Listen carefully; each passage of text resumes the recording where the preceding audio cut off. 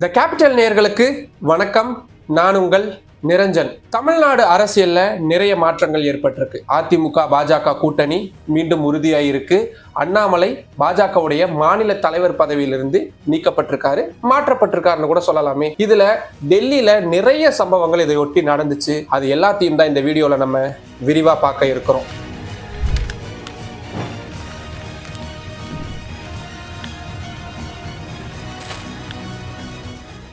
The capital சேனல்ல கடந்த 2-3 வாரங்களாகவே தமிழ்நாடு அரசியல் சம்பந்தமான டெல்லியில நடக்கக்கூடிய நகர்வுகளை நிறைய வீடியோக்களா போட்டிருக்கிறோம். நான் ஒவ்வொரு விஷயமும் சொல்லி அதுக்கு ஏற்கனவே நம்ம போட்ட வீடியோவை பத்தின விஷயங்களையும் சொல்லி அதோடைய லிங்கையும் டிஸ்கிரிப்ஷன்ல கொடுக்குறேன். கண்டிப்பா போய் பாருங்க.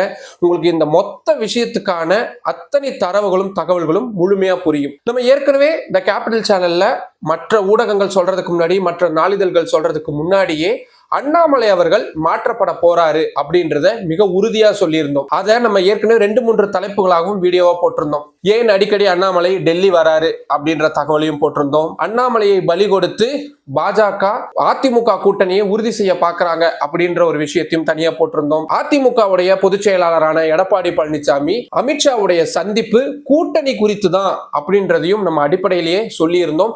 இதோட எல்லா வீடியோஸோட லிங்கையும் நான் கொடுத்திருக்கிறேன். தயவு செய்து போய் பாருங்க. இதுல நம்ம ஃபர்ஸ்ட் விஷயம், அண்ணாமலை ஏன் அடிக்கடி டெல்லி வந்தாரு அப்படின்றதான் பார்க்க வேண்டியதா இருக்கு. இதுக்கு மிக முக்கியமான காரணம், அதிமுகவுடனான கூட்டணியை டெல்லி பாஜக தலைமை ஆரம்பத்திலேயே விரும்பினாங்க. ஏன்னா 2024 பொது தேர்தல்ல தமிழ்நாட்டுல மட்டும்தான் பாரதிய ஜனதா கட்சியால ஒரு இடம் கூட கிடைக்கல. மற்ற மாநிலங்கள், குறிப்பா கேரளா மாதிரி அவங்க கனவுல மட்டுமே நினைச்சுக்கிட்டு இருந்த இடங்கள்ல கூட அவங்களுக்கு வெற்றி அப்படின்றது கிடைச்சிருந்தது. ஆனா தமிழ்நாட்டுல ஒரு இடம் கூட கிடைக்காதது ஒரு பெரிய அவமானமான விஷயமா தான் பாஜக டெல்லி தலைமை பார்த்துக்கிட்டே இருந்தாங்க. 2026 தமிழ்நாடு சட்டப்பேரவை தேர்தல்ல இப்ப இருக்கக்கூடிய 4 சட்டமன்ற உறுப்பினர்களுடைய எண்ணிக்கையும் குறைஞ்சு 0 மாறும் பட்சத்துல அது அவங்களால வர்ணிக்க முடியாத அவமானமா இருந்திருக்கும். அதை எப்படியாவது சரி செய்யணும்ன்ற ஒற்றை நோக்கத்துடன் காரணமாக தான் அவங்க வெளியே சொல்றக்கூடிய மாதிரி திமுக அரசை நீக்கணும், ஆட்சி அமைக்கணும், அதெல்லாம் உங்களுக்கு கிடையவே கிடையாது. என்னோட சோர்சஸ்ல நான் கேட்டு கன்ஃபார்ம் பண்ண வரைக்கும் அவங்களுடைய ஒரே இலக்கு தமிழ்நாட்டுல 2026 சட்டமன்ற தேர்தல்ல ஒரு குறிப்பிட்ட இடத்தையாவது நிச்சயமா பிடிச்சிடணும் அப்படின்றது மட்டும்தான். அதுக்காக அவங்க என்ன தியாகத்தையும் செய்ய தயாரா இருந்தாங்க, எவ்வளவு தூரம் வரைக்கும் இறங்கி வரக்கும் தயாரா இருந்தாங்க, எந்த விளிம்புக்கும் போறக்கும் அவங்க தயாரா இருந்தாங்க. அவங்க கிட்ட இருக்கிற பண பலமோ அதிகார பலமோ அத்தனையும் பயன்படுத்தி இதை எப்படியாவது சாதிச்சிடணும் அப்படின்ற ஒரு விஷயத்துல இருந்தாங்க. அதுல அவங்க இறங்கி வரணும்ன்ற எடுத்த முடிவு தான் அதிமுகவுடனான கூட்டணி. பாஜகவுடைய மாநில தலைவரான அண்ணாமலை அதிமுகவுடனான கூட்டணிக்கு ஆரம்பத்திலிருந்தே முட்டுக்கட்டையா இருந்தார். அவரை பொறுத்த வரைக்கும் பாஜக தனிச்சு தமிழ்நாட்டில் இயங்கணும், தேசிய ஜனநாயக கூட்டணியை வளர்க்கணும் அப்படின்றதுதான்.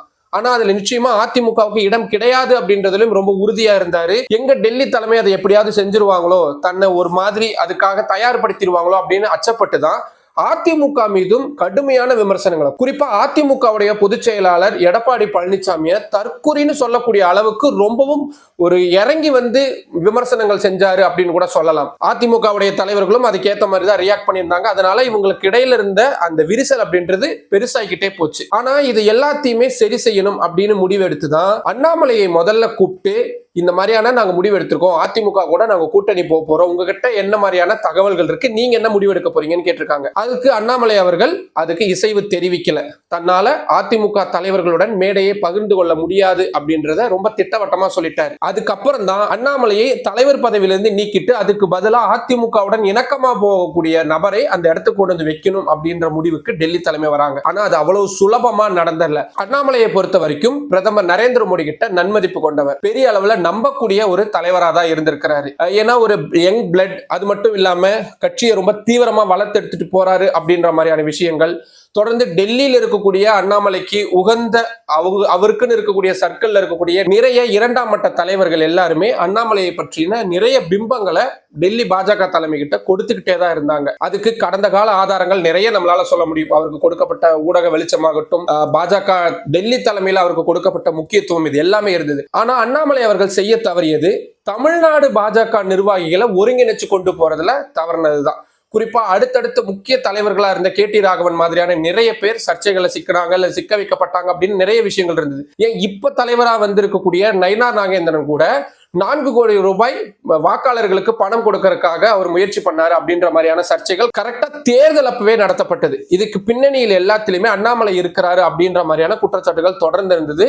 தனது இருப்பை தக்க வைத்துக் கொள்ளணும் அப்படின்றதுக்காக மற்ற பாஜக நிர்வாகிகளை தொடர்ந்து அவர் ஓரம் கட்டிக்கிட்டே வந்தார் அப்படின்ற குற்றச்சாட்டு அவர் முன்னாடி இருந்துகிட்டே தான் இருக்கு. உதாரணத்துக்கு தமிழிசை சவுந்தரராஜன் ஆகட்டும், வானதி சீனிவாசன் ஆகட்டும், எல் முருகன் ஆகட்டும், இல கணேசன், சிபி ராதாகிருஷ்ணன் இப்படின்னு அவருக்கு அடுத்ததா போட்டியில் இருந்த மூத்த தலைவர்கள் பலரையும் அவரு தமிழ்நாட்டிலிருந்து பல்வேறு காரணங்களுக்காக சிலருக்கு ஆளுநர் பொறுப்பு அந்த மாதிரிலாம் கொடுத்து அவங்க தமிழ்நாட்டில் இல்லாம பாத்துக்கிட்டாரு அண்ணாமலை அவர்கள். ஆனா இப்போ அதுதான் அவருக்கு பெரிய சிக்கலா மாறிதான் அவருடைய பதவியே காவு வாங்கியிருக்கு.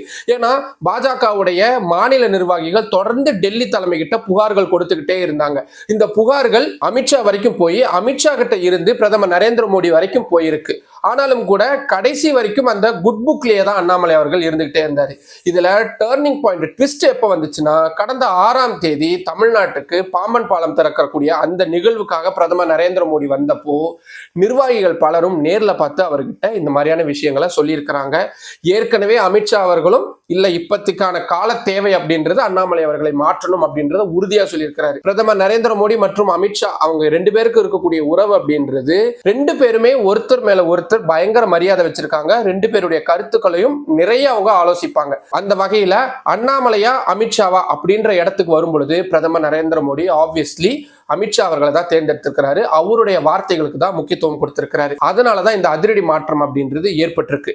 சரி, இனி அதிமுகவுடனான கூட்டணி இது ஏற்கனவே திட்டமிடப்பட்டதுதான். நான் ஏற்கனவே சொன்ன மாதிரி இந்த கேபிட்டல் சேனல்ல நம்ம மற்றவங்க எல்லாருக்கும் முன்னாடியே டெல்லியில இருக்கக்கூடிய நம்ம சோர்சஸை வச்சு கன்ஃபார்ம்டாவே சொல்லியிருந்தோம். அதிமுக பொதுச் செயலாளர் டெல்லி வந்து அமித்ஷாவை சந்திச்ச போது கூட நான் மக்கள் நலன் சார்ந்த விஷயங்களுக்காக தான் வந்தேன்னு சொல்லியிருந்தாரு. ஆனா அதெல்லாம் கிடையாது, கூட்டணி தான் 100%. அந்த 2 மணி நேர டாக் அப்படின்றது கூட்டணிக்கானது தான் அப்படின்றத நம்ம ஆரம்பத்திலேயே உறுதியா சொல்லியிருந்தோம். அந்த அடிப்படையில இந்த கூட்டணி அப்படின்றது உறுதியாகி இருக்கு. ஆனா நிறைய கசப்புகள் அப்படின்றது இன்னும் இருந்துகிட்டு தான் இருக்கு. வரக்கூடிய நாட்கள்ல அது சரி செய்யறதுக்காக டெல்லி தலைமையிலிருந்து குறிப்பிட்ட சில தலைவர்களை கொண்ட குழுவை அமைச்சு அதிமுகவுடைய தலைவர்களை கொண்ட ஒரு குழு கிட்ட பேச்சுவார்த்தையை நடத்துவாங்க அப்படின்ற மாதிரியான தகவல்கள் நமக்கு சொல்லப்படுது. இதுல மிக முக்கியமான ரோல் நயினார் நாகேந்திரன் அவர்கள் தான் பிளே பண்ண போறாரு. ஏன்னா இனி அதிமுக பாஜக இந்த 2 தரப்புக்கும் இடையிலான ஒரு நியூட்ரலான, அவர் பாஜகவுடைய மாநில தலைவராக இருந்தாலும் கூட ஒரு நியூட்ரலான ஒரு பிரிட்ஜா இனி அவர் தான் செயல்பட போறாரு. ஏன்னா அவர் ஏற்கனவே அதிமுகவில இருந்து வந்தவர் தான். அதனால 2 மட்டத்திலுமே அவருக்கு நற்பெயர் அப்படின்றது இருக்கு.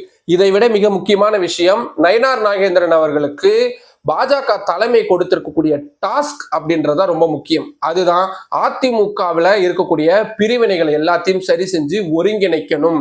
ஏன்னா அதிமுக தலைமை என்னென்ன மாதிரியான டிமாண்ட்ஸ் வச்சாங்க, தமிழ்நாட்டில் அதிமுக தலைமையில தான் கூட்டணி ஒத்துக்கிட்டாங்க, பாஜக தலைவர் அண்ணாமலையை மாற்றணும் ஒத்துக்கிட்டாங்க, புதிய தலைவர் தங்களுக்கு இணக்கமானவங்களா இருக்கணும் ஒத்துக்கிட்டாங்க, திமுக அரசுக்கு எதிரான நிறைய நெருக்கடிகளை கொடுக்கணும் அப்படின்ற மாதிரியான விஷயங்கள் டிமாண்டா வச்சாங்க. அது எல்லாத்தையுமே ஒத்துக்கிட்டாங்க.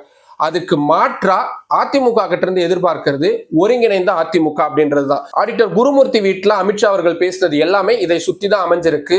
அதனால நயினார் நாகேந்திரனுக்கு இருக்கக்கூடிய மிக முக்கியமான சவால் டிடிவி தினகரன், ஓ பன்னீர்செல்வம், சசிகலா அப்படின்னு யார் யாரெல்லாம் அதிமுகவில இருந்து பிரிஞ்சு போனாங்களோ அவங்க எல்லாரையும் ஒருங்கிணைக்கணும்.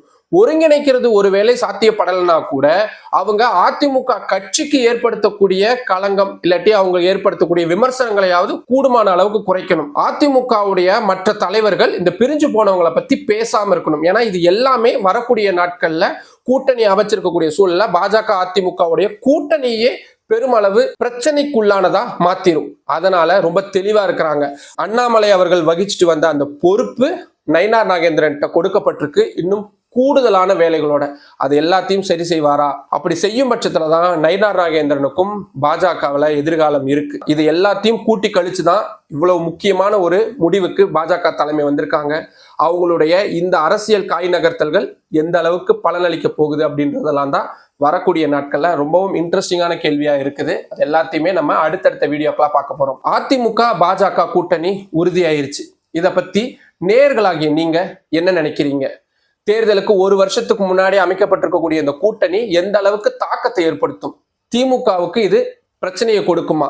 புதுசா வந்திருக்கக்கூடிய விஜய் இந்த புதிய கூட்டணிக்கு சவாலானதா இருப்பாரா இப்படின்னு நிறைய கேள்விகள் இருக்கு. இந்த கேள்விகளுக்கு உங்களுக்கு தோணக்கூடிய பதில்களை தயவு செய்து கமெண்ட் பாக்ஸ்ல சொல்லுங்க. ஏன்னா அதை நான் தெரிஞ்சுக்கிறதுக்கு ரொம்ப ஆர்வமா இருக்கிறேன். இன்னொரு பக்கம் அண்ணாமலையை மாற்றிவிட்டு நயினார் நாகேந்திரனை வச்சிருக்கிறாங்க. அவரு சக்சஸ் ஆவார்னு நினைக்கிறீங்களா? அவருக்கு டெல்லி கொடுத்திருக்கக்கூடிய இந்த வேலைகளை அவரு கச்சிதமா செஞ்சு முடிப்பாருன்ற நம்பிக்கை உங்களுக்கு இருக்கா? எப்படி செய்ய போறாரு?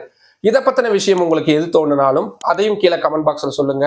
மற்றொரு வீடியோவில் சந்திக்கலாம். நன்றி.